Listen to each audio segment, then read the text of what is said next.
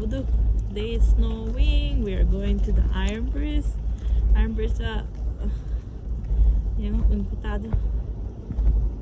Yung napana to the Tim Horton the chat get over ne.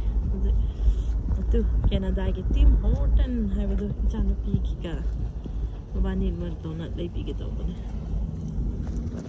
Mayam ang nashigi weather do yang to. Tabado. Kaya Canada gi Wonderland. Unkutado na siya snowing day or yeah, it's pretty bad today weather.